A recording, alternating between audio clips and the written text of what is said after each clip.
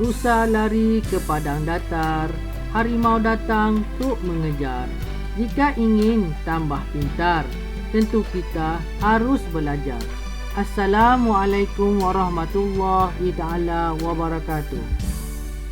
Bersama-sama Cikgu Hafiz di channel Cikgu Hafiz, kita akan belajar mata pelajaran sejarah tahun 5. Diharap murid-murid berada dalam keadaan sihat dan sejahtera. Jom kita belajar.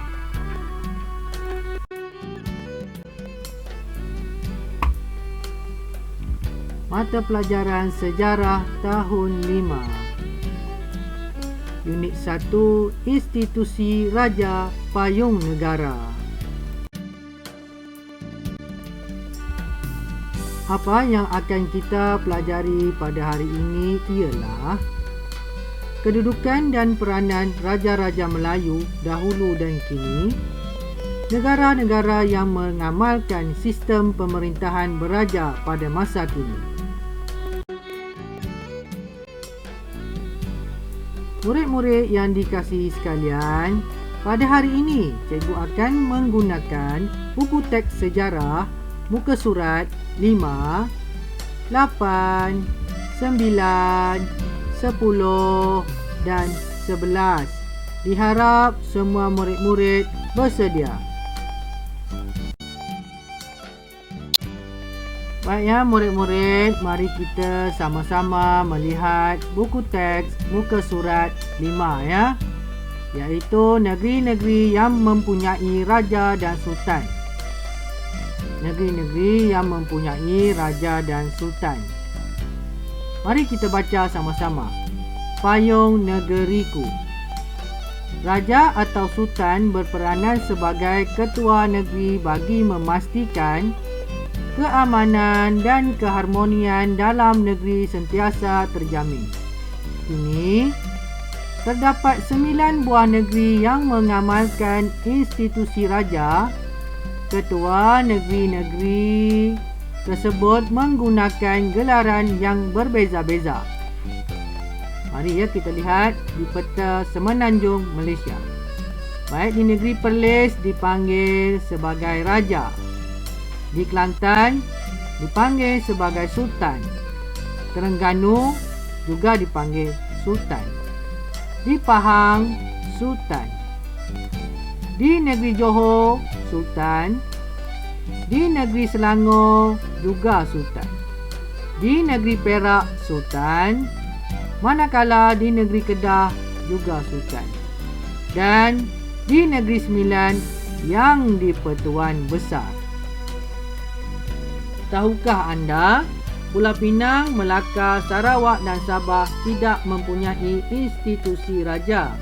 Yang di-Pertua Negeri dilantik sebagai ketua negeri oleh Yang di-Pertuan Agong. Wilayah Persekutuan Kuala Lumpur, wilayah Persekutuan Putrajaya dan wilayah Persekutuan Labuan diketuai oleh Yang di-Pertuan Agong. Di Negeri Sembilan, rajanya digelar sebagai Yang di-Pertuan Besar. Manakala di Perlis, gelaran raja dikekalkan untuk pemerintahannya. Jadi, cikgu harap kamu semua faham dan jelas ya. Murid-murid sekalian, mari pula kita lihat perubahan pada institusi raja. Institusi raja pada zaman kerajaan Melayu awal. Murid-murid boleh melihat buku teks muka surat 8 ya. Raja atau sultan ialah ketua kerajaan negeri baginda. Raja atau sultan mempunyai kuasa mutlak dalam pemerintahan. Segala dasar berkaitan dengan pentadbiran, perundangan, kehakiman dan hubungan diplomatik ditentukan oleh raja atau sultan. Raja atau sultan dibantu oleh para pembesar untuk mentadbir kerajaan. Itulah di institusi raja pada zaman kerajaan Melayu awal. Seterusnya, institusi raja pada zaman penjajahan British. Kita masih lagi di buku teks muka surat 8 ya. Yang pertama, raja atau sultan dikekalkan sebagai ketua negeri. Raja atau sultan tidak mempunyai kuasa mutlak dalam pemerintahan. Raja dan sultan merupakan ketua agama Islam. Dan adat istiadat Melayu di negeri Baginda. Penasihat British dilantik bagi setiap negeri untuk mengurus pentadbiran negeri.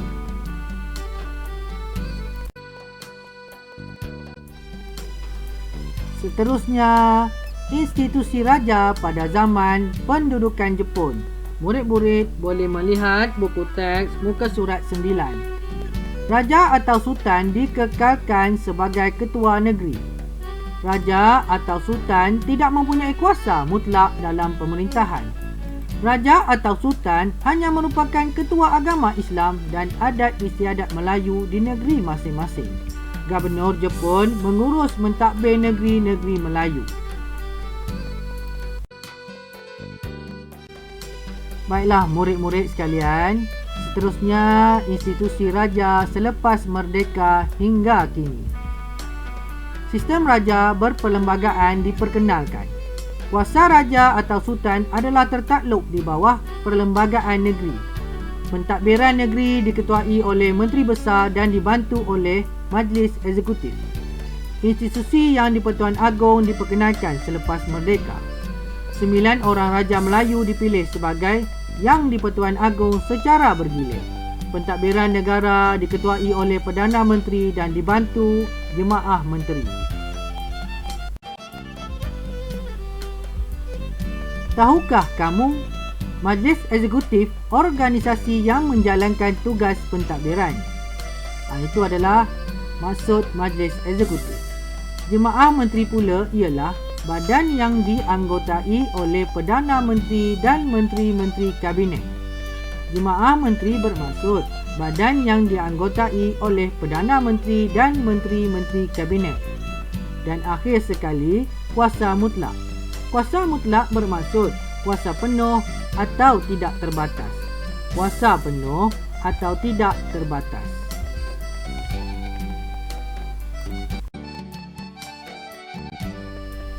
Baiklah murid-murid semua, seterusnya kita ke institusi raja di dunia.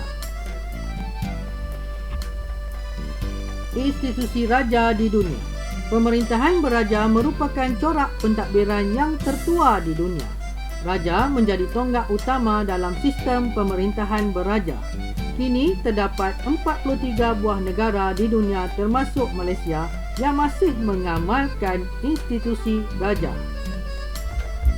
Sekarang mari kita lihat bendera yang menjadi kebanggaan negara yang mempunyai sistem beraja. Pertama, bendera yang di-Pertuan Agong negara kita, negara Malaysia. Seterusnya, bendera Raja Maghribi, bendera Raja Thailand, bendera Ratu Denmark dan bendera Ratu United Kingdom. Institusi raja menjadi lambang perpaduan dan kemakmuran negara. Oleh itu, rakyat seharusnya memberikan taat setia sepenuhnya demi mempertahankan kedaulatan institusi raja. Cikgu harap murid-murid faham dengan penerangan yang cikgu telah berikan sebentar tadi. Murid-murid sekalian, besar harapan cikgu supaya kamu semua faham dengan apa yang telah cikgu terangkan sebentar tadi. Cikgu harap sebagai rakyat Malaysia, kita berbangga dengan sistem beraja di negara kita. Jadi, cikgu akhiri pelajaran kita pada hari ini dengan serangkap pantun ya. Air jeruk dalam gelas, makan roti dengan keju. Niatlah belajar dengan ikhlas, hanya Allah yang dituju.